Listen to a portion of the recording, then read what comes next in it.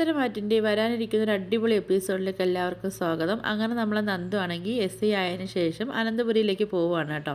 അപ്പം അനന്തപുരിയിലേക്ക് പോയിട്ട് അവിടെയുള്ള എല്ലായിടത്തും പറയുന്നുണ്ട്, എനിക്ക് നമ്മളെ നാട്ടിൽ തന്നെ ഇവിടെ SI ആയിട്ട് ജോലി കിട്ടിയെന്നൊക്കെ പറയുന്നുണ്ട്.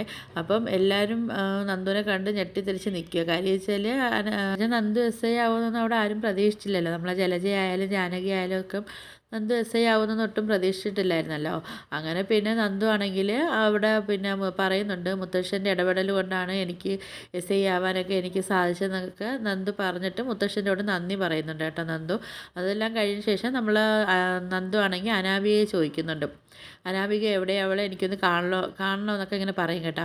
അപ്പോഴത്തേക്കാണെങ്കിൽ നമ്മളാണെങ്കിൽ ഇങ്ങോട്ട് ഇറങ്ങി വരും കേട്ടോ. അപ്പോൾ അനിയാണെങ്കിൽ നന്ദുവിനെ കണ്ടിട്ട് ഒരു ഞെട്ടിയലോടെയൊക്കെ നിൽക്കുന്നുണ്ട് കേട്ടോ. അപ്പോൾ അനി പറയുന്നുണ്ട്, താനായിരുന്നോ, താനെന്തായാലും വരുമെന്നൊക്കെ ഇങ്ങനെ പറയുന്നുണ്ടായിരുന്നു, പക്ഷേ ഇത്രയും പെട്ടെന്ന് വരുമെന്നുള്ള ഒരു പ്രതീക്ഷയില്ലായിരുന്നു എന്നൊക്കെ ഇങ്ങനെ പറഞ്ഞിട്ട് പിന്നെ നമ്മൾ അനിയാണെങ്കിൽ നന്ദുവിന് അഭിനന്ദനങ്ങളൊക്കെ പറയുന്നുണ്ട് കേട്ടോ. അങ്ങനെ പിന്നെ നമ്മൾ നന്ദുവും അനിയും കൂടെ മാറി നിന്ന് സംസാരിക്കുകയാണെ. അപ്പോൾ നമ്മൾ നന്ദു അനിയടുത്ത് ചോദിക്കുന്നുണ്ട്, നീ എന്തിനാ എന്നെ ഇങ്ങനെ ഫോൺ വിളിച്ച് എന്നെ ശല്യപ്പെടുത്തുന്നത് എന്തിനാണെന്നൊക്കെ ഇങ്ങനെ ചോദിക്കുന്നുണ്ട് കേട്ടോ. അപ്പം അനി പറയുന്നുണ്ട്, ഞാൻ എൻ്റെ ഫ്രണ്ടിനെ വിളിക്കുന്നുണ്ട്, എന്താ കുഴപ്പമെന്നൊക്കെ ചോദിക്കുന്നുണ്ട്. അപ്പം നന്ദു പറയുന്നുണ്ട്, എല്ലാവരും പറഞ്ഞിട്ടില്ലേ വിളിക്കരുതെന്നൊക്കെ, പിന്നെ എന്തിനാ എന്നെ വിളിച്ച് ഇങ്ങനെ ഒരു ശല്യമാക്കുന്നതെന്നൊക്കെ പറയുമ്പം അനി പറയുന്നുണ്ട്, എൻ്റെ ഫ്രണ്ടിനെ ഞാൻ വിളിക്കും, നിന്നെ വിളിക്കുമ്പോഴാണ് എനിക്ക് കുറച്ച് സമാധാനം കിട്ടുന്നതെന്നൊക്കെ ഇങ്ങനെ പറയുക. എന്നിട്ട് നമ്മൾ അനിയാണെങ്കിൽ നന്ദുവിൻ്റെ അടുത്ത് പറയുന്നുണ്ട്, തന്നെ ഞാൻ ഒരിക്കലും മറക്കത്തതുമില്ല, തന്നെ ഞാൻ ആർക്കും വിട്ടുകൊടുക്കത്തതുമില്ല എന്നൊക്കെ പറയുന്നുണ്ട്. അപ്പം നന്ദു പറയുന്നുണ്ട്, നീ നിൻ്റെ കല്യാണം കഴിഞ്ഞ കാര്യം മറന്നു പോകുന്നുണ്ടോ എന്നൊക്കെ ചോദിക്കുമ്പോഴത്തേക്ക് അതൊന്നും മറന്നിട്ടല്ല, ഞാൻ തന്നെ വിട്ടുകൊടുക്കത്തില്ല, എനിക്ക് തന്നെ അത്രയ്ക്ക് ഇഷ്ടമാണ്, നീ പറയുന്ന സമയം വരേക്കും ഞാൻ നിൻ്റെ പിറകെ ഇങ്ങനെ നടന്നുകൊണ്ടേ ഇരിക്കും, തനിക്ക് എന്നെ ഇഷ്ടമാണെന്നുള്ള കാര്യമൊക്കെ എനിക്കറിയാം.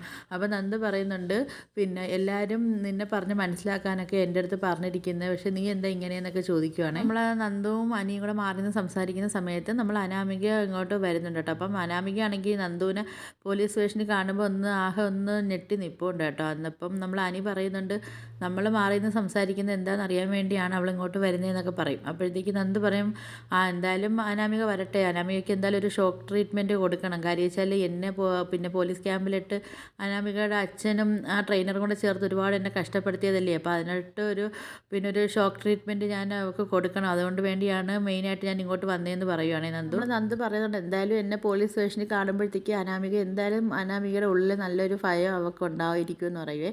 എന്നിട്ട് അനാമിക ഇങ്ങോട്ട് വന്നിട്ട് നന്ദുവിൻ്റെ അടുത്ത് ചോദിക്കും, നീ എന്താ പോലീസ് സ്റ്റേഷനിൽ വന്നിട്ട് എല്ലാ അധികാരത്തോടെയാണോ എൻ്റെ ഭർത്താവിൻ്റെ അടുത്ത് സംസാരിക്കുന്നതെന്നൊക്കെ ചോദിക്കുമ്പം എന്നിട്ട് അനാമിക പറയുന്നത്, എൻ്റെ അടുത്ത് ഞാൻ പറഞ്ഞിട്ടില്ലേ എൻ്റെ ഭർത്താവിൻ്റെ അടുത്ത് ഇങ്ങനെ സംസാരിക്കരുത് കാണരുതെന്നൊക്കെ പറഞ്ഞിട്ടില്ലേ എന്ന് ചോദിക്കുമ്പം നന്ദു പറയും, നീ എന്താണ് എന്നെ വിളിച്ചത്, പിന്നെ നീയെന്നോ മാഡമെന്ന് വിളിക്കുക അല്ലെങ്കിൽ സാറെന്ന് വിളിക്കുക, ഈ യൂണിഫോമിന് ഉള്ള ബഹുമാനം കൊടുക്കാൻ എന്താ നിനക്ക് അറിയത്തില്ലേ, അതിന് ഞാനിനി പഠിപ്പിച്ച് തരണമെന്നൊക്കെ ചോദിക്കുമ്പം അപ്പം നമ്മൾ അനാമിക ഇങ്ങനെ മനസ്സിൽ വിചാരിക്കുന്നുണ്ട്, ഇവളെന്താ ഇങ്ങനെയൊക്കെ സംസാരിക്കുന്നത്, എല്ലാ അധികാരത്തോടും ആണല്ലോ ഇവൾ വന്ന് സംസാരിക്കുന്നത്, നമ്മൾ അനാമിക ചിന്തിക്കുന്നുണ്ട് കേട്ടോ. അപ്പോൾ നമ്മൾ അനാമിക കേൾക്കാൻ വേണ്ടിയാണെങ്കിൽ നന്ദു അനിയടുത്ത് പറയുന്നുണ്ട്, എന്തായാലും നമ്മളെ നാട്ടിൽ തന്നെ എനിക്ക് ഇത്രയും പെട്ടെന്ന് ജോലി ശരിയാവുമെന്ന് ഞാൻ ഒരിക്കലും വിചാരിച്ചില്ല, എന്തായാലും ജോലി ശരിയായത് കാര്യമായി, കരച്ച് എന്നെ ഇട്ട് കുറേ നാൾ കൊണ്ടിട്ട് ഓരോരുത്തർ വട്ടം ചുറ്റിക്കുന്നുണ്ടല്ലോ, അപ്പം അതിന് പകരമായിട്ട് തിരിച്ച് ഞാനും അവരെയൊക്കെ ഒന്ന് വട്ടം ചുറ്റിക്കണമല്ലോ, പക്ഷേ അത് ഒരിക്കലും അവർ ഇറങ്ങാത്ത രീതിയിലായിരിക്കും ഞാൻ അവരെ പിടിച്ച് അകത്താക്കുന്നത്.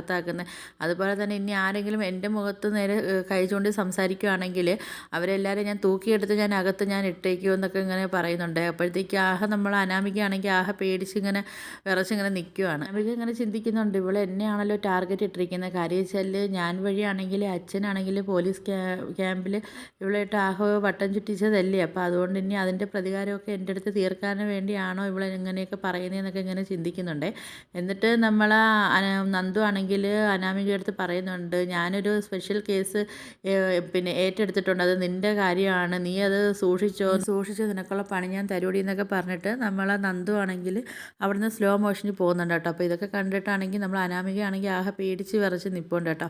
അപ്പം നമ്മൾ അനി പറയുന്നുണ്ട്, നീ സൂക്ഷിച്ചോടി, നിനക്കുള്ള പണി ഇനി കിട്ടാൻ പോകുന്നതേ ഉള്ളെന്നൊക്കെ പറയുക. നമ്മൾ അനി പറയുന്നുണ്ട്, എന്തായാലും നീ കരുതിയിരുന്നു, എന്തായാലും പഴയ നന്ദു അല്ല ഇപ്പോഴും, ഇനി നന്ദുവിൻ്റെ അടുത്ത് ഒരുപാട് കളിക്കൊന്നും പോകണ്ടെന്നൊക്കെ ഇങ്ങനെ പറയുന്നുണ്ട് കേട്ടോ. എന്നിട്ട് നമ്മൾ അനി അവിടുന്ന് പോവുകയാണ്. അപ്പം നമ്മൾ അനാമികയാണെങ്കിൽ ഇങ്ങനെ ചിന്തിക്കുകയാണ്, എന്തായാലും ഇനി ഞാൻ കരുതിയ കാര്യങ്ങളൊന്നും ഇനി നടക്കത്തില്ല, കാര്യം ഇവളുടെ ഇടയിൽ ഇനി ഒരു കാര്യങ്ങളും നടക്കാനും പോകുന്നില്ല എന്നൊക്കെ പറഞ്ഞിട്ട് നമ്മൾ അനാമികയാണെങ്കിൽ പേടിച്ച് വിറച്ച് നിൽക്കുക കേട്ടോ. അപ്പോൾ നിങ്ങൾക്ക് എൻ്റെ വീഡിയോസൊക്കെ ഇഷ്ടപ്പെടുകയാണെങ്കിൽ ഒന്ന് ലൈക്ക് ചെയ്ത് ഷെയർ ചെയ്ത് സബ്സ്ക്രൈബ് ചെയ്ത് കൂടുതലുള്ള ബെല്ലൈക്കനും കൂടെ ഒന്ന് എനേബിൾ ചെയ്ത് സപ്പോർട്ട് ചെയ്യണേ.